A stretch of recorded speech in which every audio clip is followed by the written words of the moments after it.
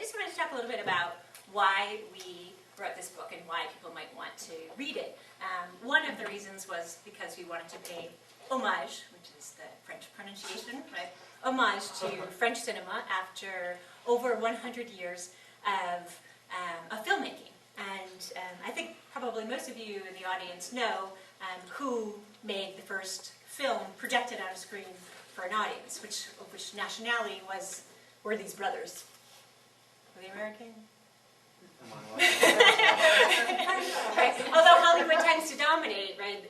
And also there was a collaboration in some ways, and scientific information was shared between Americans and French and European peoples who were developing the camera. The first film that was actually projected for an audience, not something that was inside a little box like Edison had, was French, and the Lumiere brothers was there. So this sort of is not exactly a 100-year anniversary, but it does cover this very historical, cultural production.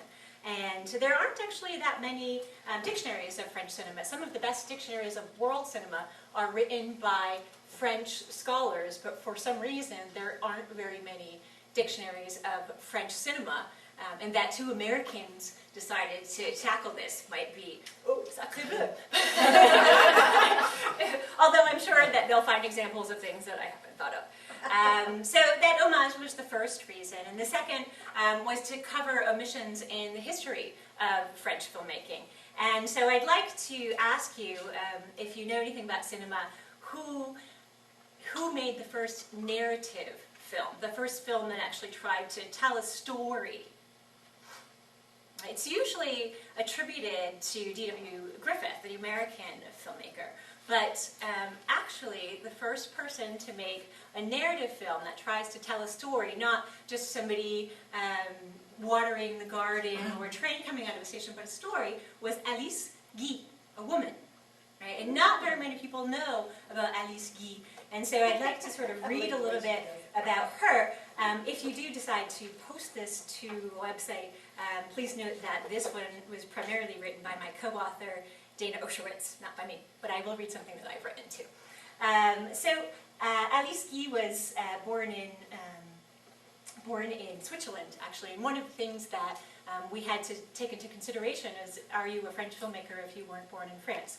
Well, a great number of spectacular French filmmakers would have to be omitted if we use that criteria. So somebody who spent most of his or her career in France doing films in French was how we looked at it. So Louis Buñuel, who was born in Spanish, right, who's contributed so much to French cinema, wouldn't be omitted, right? And so the cosmopolitanism of French cinema, and we like to think of today as being a multicultural society more so than we were, 100 years ago. That's not necessarily true, right? People were contributing internationally, and quite a few of these actors, especially, were born in Algeria.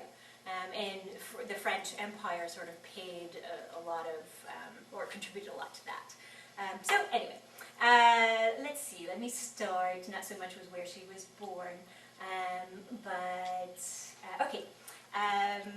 She began a career as a secretary, first at a varnish company, and then in 1894 with Léon Gaumont. And those of you who know Gaumont, it's sort of like Pathé, one of the biggest distributors of films in the world, who was at the time working for Félix Richard at his photography works. When Richard abandoned the business later that year, Gaumont bought the company out, and Guy, you might want to, if you want to look at it, it's G-U-Y. Right, Guy, and Guy remained as his secretary. She was, therefore, present when Georges Demy demonstrated his phonoscope to Gaumont, and more important, in the following year, when Louis Lumière demonstrated his cinématographe. So she was there, actually, when the first film was projected and asked to borrow some of this technology and made the first narrative film. However, even in my cinema art book, she's not credited with making the first narrative film. Not very many people know this. Guy's true place in film history has often been overlooked. In fact, even Gaumont, who made Guy the head of his film production at Gaumont Studios in 1897, a post she held until 1906, failed to mention her in his 1930 history of the studio. It wasn't until her death in 1968, and I like to think of myself, if I became a Buddhist, as a reincarnation of Alice Guy, although I'm not nearly as talented, that she started to get credit for all of these things. And when she went on her own, she wasn't able to prove her capacities as a filmmaker because she wasn't able to access some of the films that she herself had actually directed. So this is not just a history of French cinema, but often a history of people's struggles to become recognized in French cinema. And gender is just one aspect of that very complex scenario. The other goal that I had was to discover, and discovery is always pleasurable, new aspects of cinema. And I think that it's interesting that identity, as it sort of plays out today, if you think of identity politics in this election, for example, is also very much alive in cinema. And I don't know, maybe I guess we could use American cinema as some sort of measure of identity politics, but I think in France it's actually much more prominent. So I'll read you a section that I wrote on the cinema of the 1980s and 1990s, and it's called Heritage, Plurality, and the Look, or le look. So by the 1980s, film audiences were again increasing, and the cinema in France seemed to undergo yet another transformation. Film has almost always been viewed as a representation of culture, yet the definitions of culture are often sources of conflict. The surge of international co-productions, the cosmopolitan migrations of prominent film figures from early on into the present, and the diversity of France itself made identity, particularly French identity, a central issue in contemporary film. The question of French identity, and especially of French national identity, has a very long history, yet it has received particularly intense critical attention, and especially interrogation, from the 1980s to the present.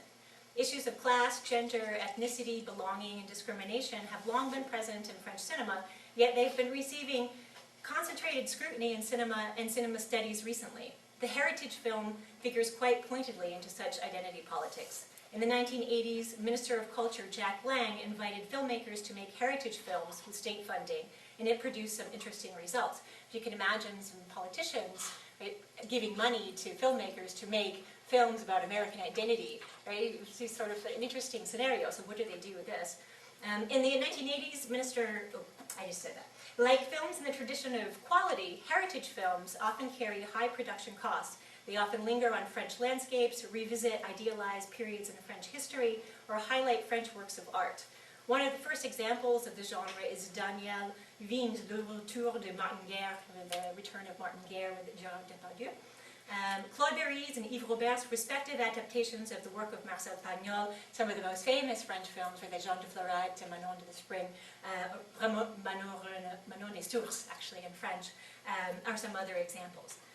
At the same time, French cinema produced the Cinéma du Look, a cinema focused on youth and slick visual spectacle. The Cinéma du Look seemed less interested in history and ethnicity, and more concerned with location, age, and technology. Look films like Jean-Jacques Beneux's Diva or Luc Besson's Subway flirt with questions of identity, but refuse to take them very seriously. One might read this as an alternate articulation of identity, an assertion that none of it really matters. There has also emerged a cinéma de banlieue, which seemed to revalorize the filmmaking aesthetics of the new wave, as well as to foreground the experience of those in France of immigrant descent. Examples of the cinéma de banlieue include Malik Shiban's Hexagon and Matthew Kassavetz's La Haine, or you might know that as Hate. Thus, it seems that identity politics, perhaps the defining feature in French politics since the 1980s, was also the defining feature of the cinema of the same period. The battles about identity between pluralists and purists not only are about national identity itself, but about having the privilege and power to define national identity, or any identity in the first place. It should come as no surprise that this thematic focus on identity in cinema would coincide with the heating up of the film wars between France and Hollywood. The battlefield was, again, the GATT negotiations, this time in the early 1990s. Central to the turf wars between France and Hollywood was France's assertion that its cinema was exceptional, not merely spectacle, but art, and an art form intricately bound to the identity of the nation itself. If these assertions were tied to debates about immigration, integration, and globalization, they also reflect ideas about French cinema that stretch back to the silent era.